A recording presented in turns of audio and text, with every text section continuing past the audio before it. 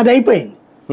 ఇప్పుడు ఇక FBI, CIA లేకపోతే KGB, మొసాద్ ఇన్వెస్టిగేషన్ చేయాలి దానికి.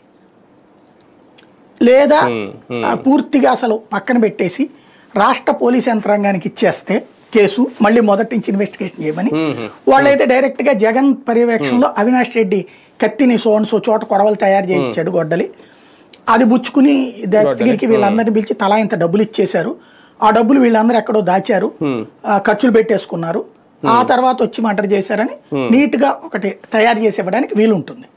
అదేమన్నా చేస్తారని చూడాలి ఫ్యూచర్లో.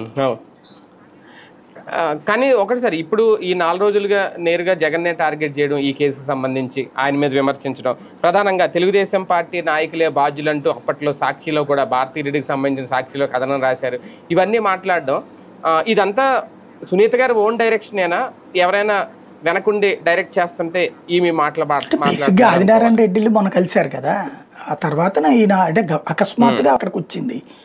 మేబీ ఎలక్షన్స్ అప్పుడు ఇది పనికి వస్తుంది, క్రిందసారి పనిచేయలేదు కదా మొన్న, కాబట్టి వాస్తవంగా అయితే జిల్లాలో పనిచేసింది, ఆ 2 చోట్ల పనిచేయాలి. ఇప్పుడు పులివెందుల వాళ్ళకి అక్కడ తెలుసు ఎవరేంటి అనేది, కడప టౌన్ వాళ్ళకి తెలుసు, కాబట్టి ఆ 2 చోట్ల వీళ్ళు స్వయంగా షర్మిలే తిరిగినా సునీతే తిరిగినా ఆ 2 చోట్ల వీళ్ళు గెలవాల,